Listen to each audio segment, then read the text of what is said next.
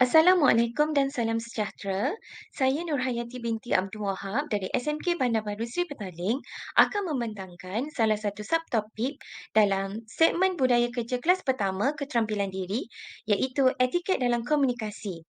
Apa itu etiket dalam komunikasi? Etiket dalam komunikasi merupakan suatu peraturan atau adab tertib yang ditunjukkan melalui lisan atau tingkah laku dalam sesebuah pekerjaan maupun kelompok masyarakat sosial. Ciri-ciri etiket dalam komunikasi ada 5 iaitu sapaan dan penggunaan perkataan yang penting. Kedua, tata cara memperkenalkan diri. Ketiga, penggunaan panggilan hormat. Keempat, perbualan bersama pegawai atasan, rakan sekerja dan pelanggan. Dan yang kelima adalah pengendalian telefon sama ada sebagai pemanggil ataupun penerima panggilan. Sekian saja perkongsian daripada saya. Terima kasih. Assalamualaikum dan salam sejahtera. Saya Siti Nur Aimi binti Abdul Jalal, merupakan guru tingkatan Islam dari SMK Setapak Indah Kuala Lumpur. Saya akan menerangkan hasil tugasan 2 yang mana topik yang telah saya pilih ialah budaya kerja kelas pertama yang merangkumi amalan 8S dalam pengurusan pelanggan. KS yang pertama ialah salam. Yang mana guru haruslah memupuk budaya memberi salam dan bertanya khabar agar dapat mengeratkan hubungan dengan murid dan rakan sekerja. OKS yang kedua ialah sayang. Sifat sayang ini mendorong guru untuk mendidik murid dengan nilai murni. Ia dapat menunjukkan disiplin profesion keguruan itu sendiri. Okey. Baik, S yang ketiga ialah segak, yang mana seorang guru haruslah menjaga imej dan etika pemakaian yang bersesuaian agar murid hormat dan lebih yakin untuk mencontohinya. Okey, S yang keempat pula ialah segera. Guru yang proaktif mestilah cekap melakukan tugas agar segala urusan berjalan dengan lancar. Okey, S yang kelima pula ialah sempurna. Okey, seorang guru haruslah komited memberi ilmu dan menyempurnakan tugasan agar cemerlang dan menjadi contoh kepada murid. KS yang keenam pula ialah sensitif. Seorang guru haruslah prihatin terhadap keperluan murid dan peka dengan maklumat yang diterima agar dapat bertindak sesuai mengikut keadaan. KS yang ketujuh pula ialah senyuman. Senyuman guru itu sendiri dapat menimbulkan aura positif dan membuka ruang komunikasi yang baik antara murid dan guru. Okey. Dan S yang terakhir ialah sopan. Seorang guru haruslah mempamerkan tata susila dan beradab sopan kerana ia merupakan imej bagi seorang guru agar terus dihormati dalam masyarakat. Okay, baik, itu sahaja daripada saya. Terima kasih. Assalamualaikum dan selamat sejahtera. Nama diberi Nur Izian binti Muhammad Nur. Saya dari Sekolah Kebangsaan Datuk Keramat 2. Option saya adalah matematik dan sejarah. Baiklah, topik yang dipilih adalah budaya kerja kelas pertama. Subtopik adalah pengurusan pelanggan. Sebelum itu, kita akan lihat terlebih dahulu apakah yang dimaksudkan dengan stakeholder. Okay, stakeholder bermaksud individu ataupun kumpulan yang mempunyai kepentingan, hak atau pemilikan di dalam organisasi ataupun aktiviti. Seterusnya, kita akan lihat siapakah pelanggan kita yang merupakan seorang guru. Yang pertama adalah stakeholder yang terdiri daripada ibu dan bapa serta penjaga murid-murid di sekolah. Yang kedua adalah sektor swasta yang terdiri daripada mungkin daripada pembekal ataupun pihak kantin.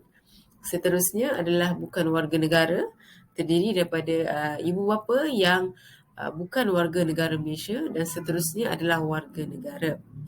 Baiklah, terdapat 6 ekspektasi pelanggan. Yang pertama adalah perkhidmatan yang cepat. Kedua, maklumat yang tepat. Yang ketiga, layanan yang mesra. Keempat, kaki tangan yang mesra. Kelima, pengendalian yang profesional. Dan yang keenam adalah proses kerja yang adil. Sekian, terima kasih. Assalamualaikum warahmatullahi wabarakatuh dan salam sejahtera. Nama saya Muhammad Hamri bin Hamid. Pada hari ini saya akan membentangkan tajuk berkenaan Amalan 8S. Amalan 8S merupakan inisiatif bagi memantapkan kualiti penyampaian perkhidmatan kerajaan secara menyeluruh untuk melahirkan nilai-nilai terpuji dalam diri penjawat awam, terutamanya para pendidik. Untuk amalan yang pertama adalah sopan. Kedua, salam. Ketiga, sayang. Keempat, segak. Kelima, senyum. Keenam, sensitif. Kelapan, sempurna. Dan akhir sekali adalah segera. Sekian perkongsian dari saya pada hari ini. Terima kasih. Assalamualaikum warahmatullahi wabarakatuh dan selamat sejahtera. Saya Nur Bawudi Biso dari SMK Taman Desa. Option saya ialah bahasa Melayu. Baiklah, pada hari ini saya akan berkongsi berkenaan tanggungjawab dan peranan pegawai berkenaan dengan tajuk rasuah. Baiklah, yang pertama sekali definisi rasuah, penerimaan atau pemberian suapan sebagai upah atau dorongan untuk seseorang individu melakukan atau tidak melakukan sesuatu perbuatan yang berkaitan dengan tugas rasmi. Yang kedua ialah jenis-jenis kesalahan rasuah. Yang pertama ialah wang, hadiah, bonus, undi, perkhidmatan jawatan ataupun upah. Yang ketiga ialah punca-punca rasuah. Punca yang pertama, kecenderungan untuk mempunyai gaya hidup yang di luar kemampuan.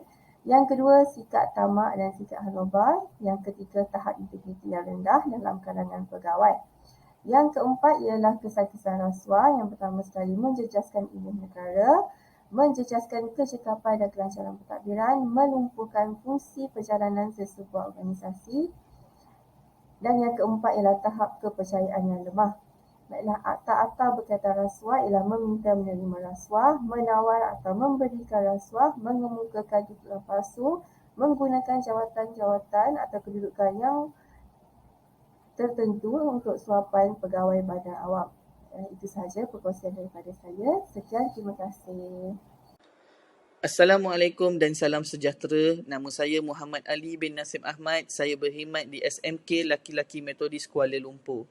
Saya akan menerangkan perteminda berkenaan dengan budaya kerja kelas pertama amalan 8S. S yang pertama ialah salam. Salam merupakan pemula bicara apabila berinteraksi. Sebagai contoh, menerima murid dengan mesra serta disusuli ucapan salam dengan nada yang lembut dan sopan. S kedua ialah sayang. Sayang ialah sifat sayangkan kerja dan organisasi akan mendorong untuk memberikan perkhidmatan yang terbaik. S ketiga ialah segak. Segak merujuk kepada keterampilan diri seseorang ketika menjalankan tugas. S keempat ialah segera. Sifat segera perlu wujud dalam setiap guru. Contohnya memberi perhatian atau tindakan kepada murid mengikut keutamaan serta peraturan yang telah ditetapkan. S kelima ialah sempurna. Sempurna bermaksud menyediakan persekitaran yang kondusif dan kemudahan yang sempurna untuk murid. S keenam ialah sensitif. Sikap sensitif dan prihatin terhadap keperluan murid perlu diamalkan oleh guru tanpa mengira masa. S ketujuh ialah senyum. Senyuman merupakan permulaan bagi mewujudkan hubungan yang positif. S yang terakhir ialah sopan. Sifat sopan dalam pertuturan dan perlakuan akan melahirkan hubungan yang baik dan suasana yang selesa untuk murid. Contohnya memberi layanan yang mesra dan sopan kepada murid. Sekian, terima kasih.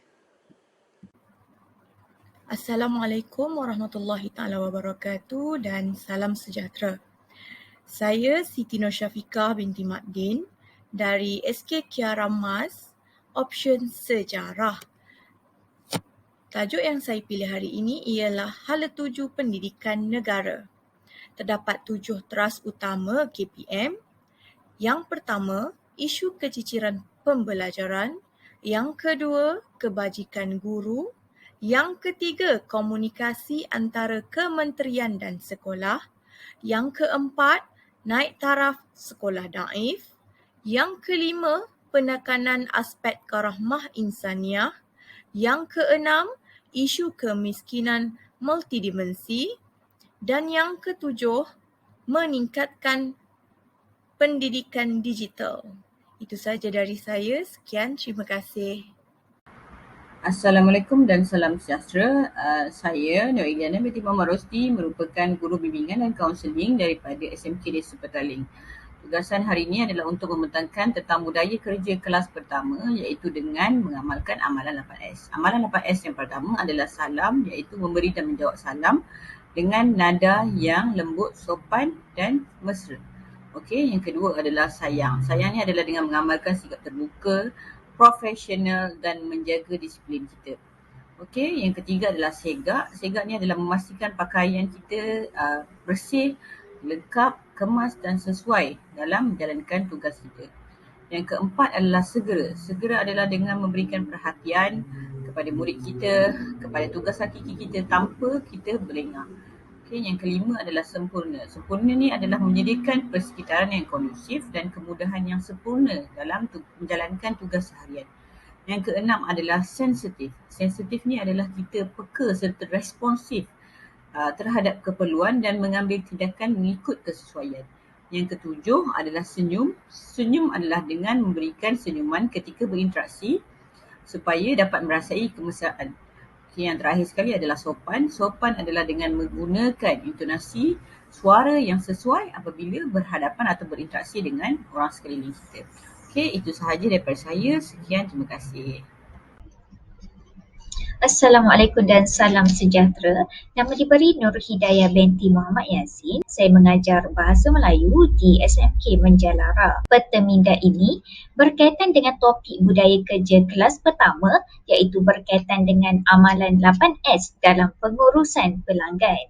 Sebagai seorang pegawai perkhidmatan awam, kita perlulah mengamalkan amalan 8S iaitu salam, sayang, segak, segera, sempurna, sensitif, senyum dan sopan bagi meningkatkan lagi keberkesanan sistem penyampaian perkhidmatan agensi kerajaan. Kita sebagai seorang penjawat awam perlulah memberi dan menjawab salam dengan nada lembut, sopan dan mesra. Dan yang kedua, amalan sayang menunjukkan kita perlu menjalankan kerja dengan amanah, bersifat profesional serta mengamalkan sikap terbuka. Yang ketiga pula ialah segak di mana kita perlulah memastikan pakaian yang kita pakai itu bersih, lengkap, kemas dan sesuai semasa menjalankan tugas. Yang keempat ialah segera. Kita perlulah memberi perhatian kepada pelanggan tanpa berlengah.